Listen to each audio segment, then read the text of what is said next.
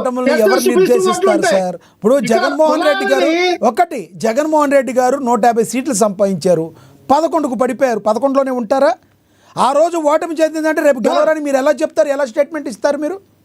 వినాలి సార్, నేను స్టేట్మెంట్ అనేది ఏంటంటే ఇక్కడ మీరు కులరాజు మరి ఇది ఇక్కడ మా పార్టీ నుంచి మల్లాది విష్ణు ఉన్నారు, ఎంత స్ట్రాంగ్ క్యాండిడేట్, ఎంత స్ట్రాంగ్ సెంట్రల్ దీనికి. ఆయన కూడా ఒక బ్రాహ్మణ సామాజిక వర్గం చెందిన వ్యక్తి కూడా అన్ని కమ్యూనిటీ అందరితో సామాజిక వర్గంతో ఆయన బాగుంటాడు కాబట్టి. అలాగే సెంట్రల్ కలిసేసరికి అక్కడ కూడా మా వైఎస్ఆర్ పార్టీ నాయకులు ఉన్నారు. ఇప్పుడు దేవినేని అవినాష్ గారు ఉన్నారు, ఎంత దీనిగా తీసుకెళ్తూ ఉన్నారు. Right sir. ఇప్పుడు ఆశా కిరణ్ గారి గురించి చెప్పండి. మీరు ఆశా కిరణ్ గారి గురించి చెప్పండి. ఆశా కిరణ్ గారికి వస్తే మీ పార్టీలోకి వస్తే ఆశా కిరణ్ గారు మీ పార్టీలోకి వస్తే స్వాగతిస్తారా? ఆశా కిరణ్ గారికి అయినా సముచిత స్థానం ఇస్తారా? లేదంటే రాధా గారు ఎట్టాగో గెలవరు, ఏమీ చేయలేరని ఎట్టా చెప్తున్నారో, ఆయన ఎందుకు పనికిరాని ఎలా చెప్తున్నారో ఆవిడ కూడా అలాగే అంటారా? సార్ నేను అనేది ఏంటంటే ఇక్కడ ఆశా కిరణ్ గారు ఏ పార్టీకి వెళ్తారు, ఏ పార్టీకి మద్దతు ఇస్తారు, ఏ పార్టీలో ఎమ్మెల్యేగా ఎంపీగా పోటీ చేస్తారు అనేది ఆవిడ పూర్తి వ్యక్తిగతం.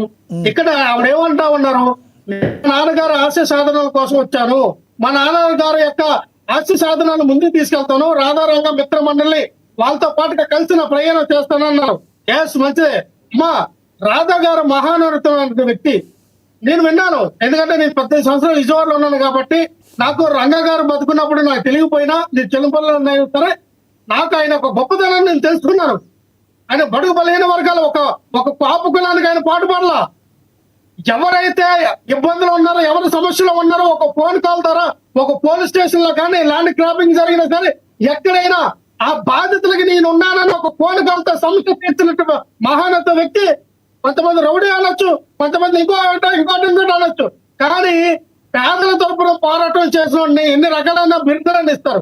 కానీ మేము వంగవెట్టి మోహన్ రంగ గురించి ఎవరు తప్పుగా, ఎందుకంటే as the great person, the legendary person, ఒక మహోన్నతమైన మహానేత, మాకు మా ఇష్టడే. ఎందుకంటే సార్ మనం ఒక కులానికి రిప్రజెంట్ ఎప్పుడు చేయకూడదు. అది ఎవరైనా సరే, మీరైనా నేనైనా ఏదైనా సరే, ఈ సమాజంలో అన్ని కులాలు అన్ని మతాలని సమానంగా తీసుకెళ్ళాలి. అన్ని రకాల అందరికీ మన సమస్య. మీరు సముచిత స్థానం ఇస్తారని నేను అడిగింది అది. మీ పార్టీలోకి వస్తే సముచిత స్థానం ఈవిడికైనా ఇస్తారా? లేదంటే సేమ్ రంగా గారి కొడుకు ఎలా జరిగిందో కూతురు కూడా అలాగే జరుగుతుందా? సార్ ఇంకేస్ ఆశా కిరణ్ గారు కానీ మా పార్టీలోకి వస్తే సముచిత స్థానం ఉంటుంది.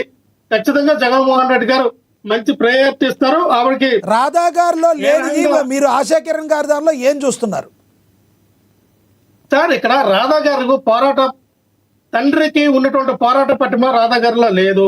ఇప్పుడు కూతురులో చూసారా? కూతురు ఇప్పుడు ఎన్నాళ్ళ నుంచి ఆవిడ పోరాటం చేస్తుంది, ఎన్నాళ్ళ నుంచి ప్రజా సంఘాల్లో ఉంది, కనబడుతూ ఉంది. ఆశా కిరణ్ గారిలో ఆ గర్చ్ కనబడుతున్నాయి, పోరాట పట్టిమ కనబడుతుంది, ఆ మాట తీరు కనబడుతుంది.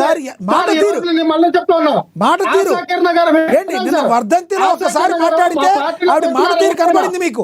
30 సంవత్సరాలుగా ప్రజల్లోకి రాని మహిళ నిన్న ఒక్క రోజు వచ్చి ఆవిడ మాట్లాడితే ఆవిడ మాట తీరు మీకు కనబడింది. ఇదంతా నమ్మశక్యంగా ఉందంటారా?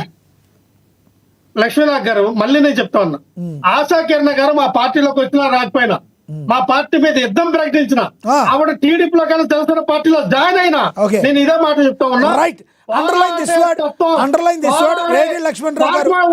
పోరాడే తత్వం, పోరాడే మనసు కానీ ఆవిడలో తెగింపు కానీ కనబడుతూ ఉన్నాయి.